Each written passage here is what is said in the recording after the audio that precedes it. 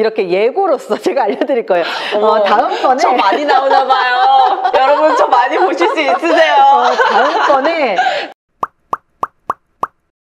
그 다음번에 또 어떤 게 있나요? 요즘에 코로나 때문에 한창 이제 주가 떨어졌다. 코로나 초기에 막 코인도 떨어졌다라고 해서 이때다. 그래서 영차 해가지고 투자했는데 성공하시는 분들도 계시지만 아닌 분들도 계시거든요. 이게 뭐냐면 이제 어찌됐든 부부는 경제적으로도 공동체이기 때문에 맞아요. 우리가 같이 결정하고 같이 해야 된다라고 해야 되는데 이게 사실은 부부 한쪽에서는 우리 안정적으로 저축하자 하는 분이 있을 수 있고 또 한쪽에서는 아니야 요즘 근로소득으로 어떻게 집사 한탕을 노려야지 이렇게 하시는 분들이 있거든요. 그래서 그런 게 안 맞아서 이혼하시는 분들이 굉장히 많은데 근데 제가 이거를 또 교수님과 함께 다뤄보면 좋겠다라고 생각했던 게 사실은 어찌됐든 주식이나 뭔가 투자를 할 때 맨날 핸드폰 내가 얼마나 됐어? 어떻게 됐어? 그러니까 일상에 집중하지 못하고 계속 뭔가를 본다는 건 어찌됐든 중독되는 거잖아요. 맞아요. 평소에도 뭔가 몰두하고 지나치게 중독적인 성향을 보이는 거를 사전에 캐치할 수 있는 방법이 있을까? 혹은 그런 모습이 보였을 때 크게 싸움이 일어나기 전에 좀 사전에 알고 컷할 수 있는 방법이 있을까? 좀 그런 게 궁금하거든요. 그러니까 이 중독의 문제는 단지 이런 주식과 관련한 것만 있는 건 아니에요. 그렇죠, 맞아요. 왜냐하면 도박도 있고요. 성도 있어요. 성 중독이 있어요. 그리고 그 외로도 이 중독을 보일 수 있는 게 또 게임 중독이 있거든요. 맞아요. 정말 많아요. 결혼하기 전에는 같이 게임을 하다가 결혼을 했는데 야 이제는 좀 정신 좀 차려 한쪽이 그렇게 얘기를 해버리면 이건 같이 살기가 어려운 거죠. 근데 사실 바로 이 문제가 우리 심리학적 용어로 봤을 때 반사회성 인격장애에 들어가기도 하고 그리고 또 하나가 이 중독에 들어가기도 하는데 중독은 충동 조절의 문제거든요. 충동 조절이 잘 되지 않는 경우 그래서 이렇게 반사회성 인격장애라든지 충동 조절의 문제가 있는 경우는 반드시 상담을 받아야 되는데 안 받아. 그러니까요. 문제는 안 받아. 본인이 중독인지를 몰라요. 어떻게 알 수 있죠? 저 그거 너무 궁금해요. 왜냐면 사실은 저도 제가 아까 게임 말씀하셨을 때 했던 게 뭐냐면 제가 이제 한참 시험 끝나고 시간 여유가 있었을 때 처음으로 이제 게임 같은 걸 했었거든요. 그런데 이제 시간 여유가 있으니까 이런 분들이 시작하면 끝장 봅니다. 아침에 이제 10시에 왜냐면 공부가 다 끝났으니까 합격자 발표만 기다리면 되니까 그래서 10시에 PC방을 가가지고 게임을 시작을 해요. 근데 갑자기 진짜 열심히 하고 있는데 그 방송 같은 걸로 이제 청소년은 더 이상 PC방에 있을 수 있는 시간이 아닙니다. 그리고 딱 나오면 저녁 10시가 됐다는 거거든요. 아침에 들어왔는데 그래서 순간 이거 자칫 잘못하면 이렇게 완전 빠져들겠네? 이런 생각이 들었거든요. 그래서 이게 어떻게 하면 내가 중독이 됐다는 걸 스스로 좀 자가진단이라고 할까요? 지금 자각하셨어요. 그래. 저는 자각한 거예요? 자각하셨어요. 최장 몇 시간까지 게임하셨어요? 저는 그때 딱 그 10 to 10이었던 것 같아요. 그거 듣고 이거 더 하면은 나는 이거는 큰일 난다.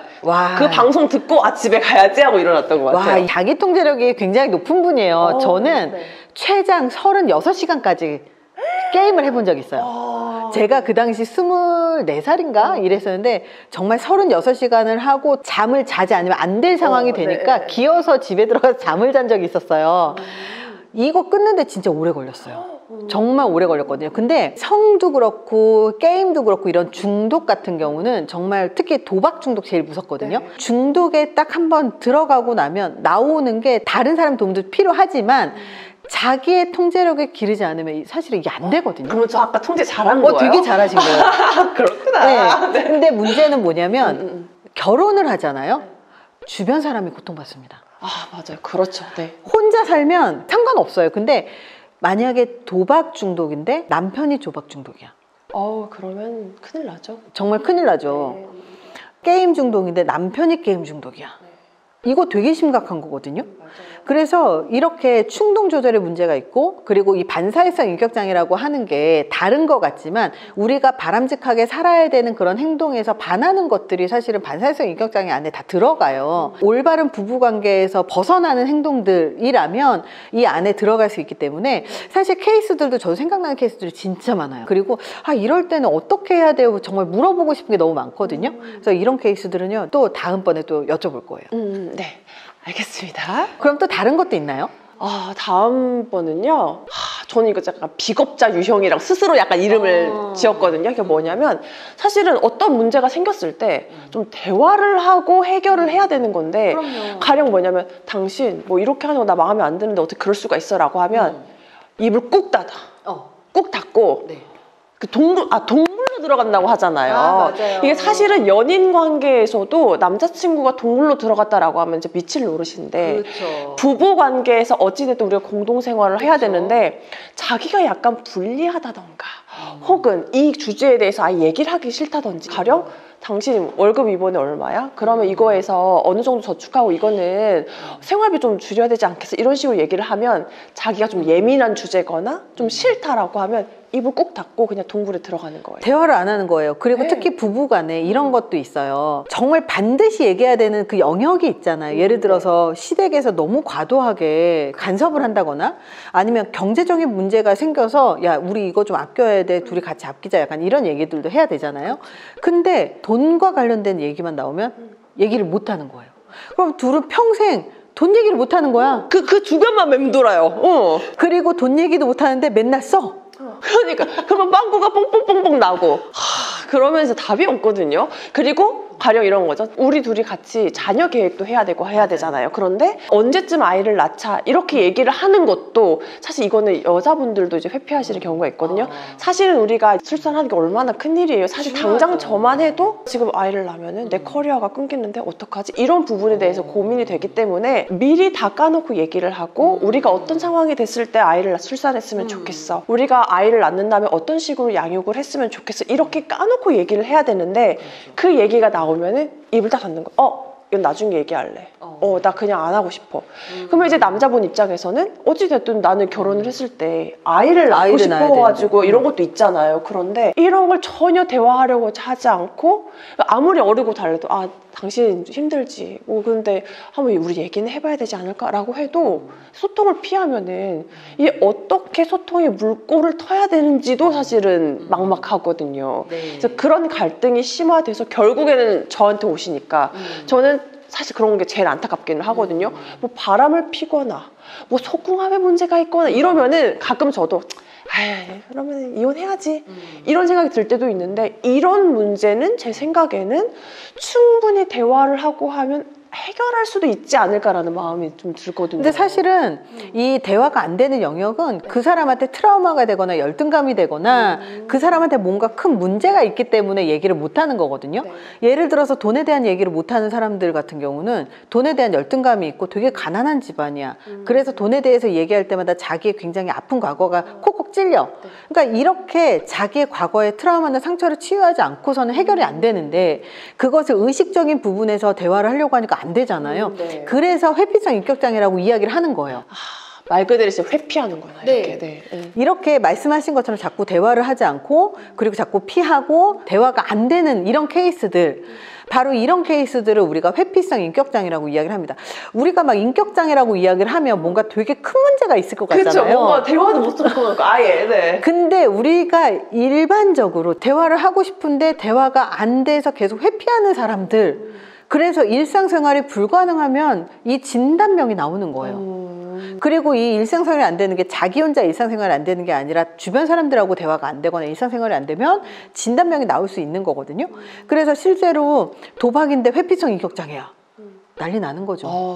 근데 하나의 문제만 있는 사람은 없는 것 같아요. 제가 보면 두루두루 같이 문제가 있는 것 같아서 줄줄이 계속 나오게 될 것 같습니다. 요것도 저도 사실 이야기할 것들도 되게 많은데 다음에 케이스 많이 공유하는 걸로 하고 그 다음은 또 뭐가 있을까요? 이거는 다 또 요즘에 이 말 항상 들으셨을 거예요. 너 지금 나 가스라이팅 하네? 사실 저는 솔직하게 말씀드리면 이 가스라이팅의 정확한 개념이 뭐였을까? 왜냐면 우리가 예전에는 같은 현상이어도 가스라이팅이라고 이렇게 명칭을 정하고 막 우리가 모두 얘기하고 이러지 않았잖아요. 그래서 가스라이팅의 개념이 약간 모호한데 개념을 알고 보니까 이혼에도 이게 영향을 많이 미치는구나. 너무 많이 미치죠. 왜냐면 부부는 정서적으로 되게 친밀하잖아요. 그러니까 약간 좀 센 분이 내가 다 너 좋으라고 하는 말이야.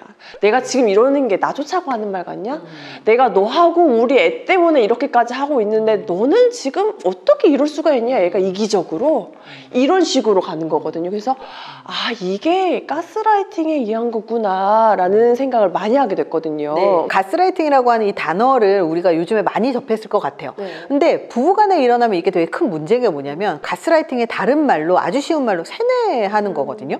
그러니까 세뇌하는 거예요. 바로 옆에서 야, 너 잘못했어 라고 세뇌를 하는 거예요. 그러니까 이 가스라이팅은 그냥 세뇌가 아니에요. 내가 옳으니까 넌 나를 따라와야 돼. 내 말대로 해야 돼 라고 해서 세뇌시킨 다음에 착취하는 게 가스라이팅이거든요.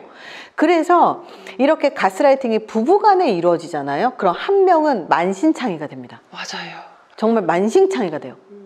제가 진행했던 거 간략하게 말씀드리자면 이건 완전 가스라이팅이다 스스로도 알았던 케이스가 뭐냐면 이제 남편이 아내한테 야, 나는 너하고 우리 애를 위해서 사업하는데 네가 나를 위해서 이 정도도 못해 하면서 친정에서 돈 가져오라고 시키고 그리고 이걸로 또 했는데 사업이 잘 안 돼. 그러면 야, 내가 진짜 너를 위해서 하는데 내가 이렇게 밖으로 뛰니까 너는 네가 할 수 있는 게 대출 받아다 주는 건데 너 그것도 못해? 너 이거 안 해주면 이기적인 거야. 나는 진짜 이렇게까지 희생하는데 라고 하면서 각종 뭐 신용대출 받게 하고 그것도 여자 이름으로? 네, 맞아요. 그래서 이걸 보고 이게 정말 명백한 가스라이팅의 전형이구나 이걸 완전 깨달았거든요. 그리고 저는 이제 아무래도 사건을 진행하다 보면 증거를 봐야 되니까 카톡 같은 것도 같이 보거든요. 근데 보고 있으면 저도 모르게 줘야 되나?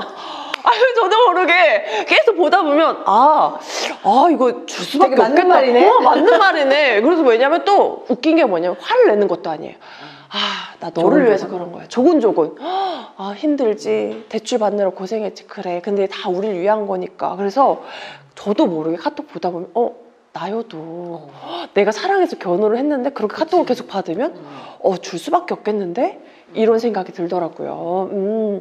그래서 가스라이팅이 이렇게 영향을 많이 미치는데 사실은 우리가 이제 요즘엔 하도 가스라이팅 이러니까 가스라이팅이 아닌 것도 가스라이팅이라고 생각하는 경우도 있고 해가지고 한번 교수님께서 이런 게 가스라이팅이고 어떤 경우에 가스라이팅이 주로 이루어지고 이런 걸 좀 말씀해 주시는 게 어떨까? 네, 알겠습니다. 요거는 구체적으로 이 다음에 얘기를 해드릴 건데 제가 되게 궁금한 게 제일 이혼으로 많이 오는 케이스가 어떤 케이스예요? 이 5가지 중에서 말씀드렸잖아요. 5가지 제가 좀 정리를 해보자면 첫 번째 독립 못하는 사람들, 두 번째 속궁합이나 성문제, 세 번째 반사회성 인격장애, 뭐 도박이나 중독 같은 거, 네 번째 회피성 인격장애, 다섯 번째 가스라이팅까지 했는데 뭐가 제일 많이 와요? 바로 두 번째, 성문제. 이제 거기에서 파생된 뭐 분류 그렇죠. 근데 아마 시청하시는 분들도 다 맞추셨을걸요. 2번이라고. 사실 이 심리 상담을 할 때 부부 상담에서 가장 많이 나오는 게 속궁합 이야기이기도 해요. 근데 가장 금기시 되는 것도 속궁합 이야기이기도 한 것 같아요. 그래서 이 속궁합에 대한 이야기들을 많이 알려드리고 정확한 정보를 알려드리는데도 자기의 머릿속에 있는 금기를 좀 내려놓으셔야 우리가 대화를 원활하게 하지 않을까 그런 생각을 합니다. 그렇다면 이혼까지 갈 때까지 굉장히 어려운 케이스들도 있을 것 같아요. 가장 이혼하기 애매한 거 그게 바로 아까 말씀하셨던 두구두구두구두구두구두구 그 네 번째 회피하는 분들 있잖아요. 왜냐하면 이혼은 우리나라에서는 유책주의이기 때문에 바람을 핀다든지 때린다든지 문을 다 날려먹었다든지 이렇게 명백하게 누가 봐도 넌 잘못했어 이렇게 되어야 이혼 사유가 되는 거거든요.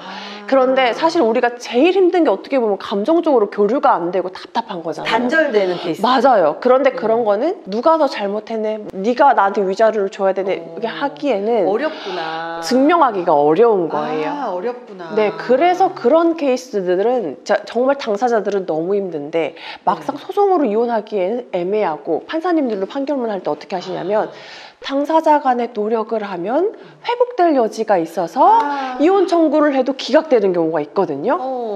그렇기 때문에 이런 부분은 더욱 이런 심리 상담이라든지 어떻게 하면 해결될 수 있는지 가이드라인을 주시는 게 좋지 않을까. 되게 슬프네요.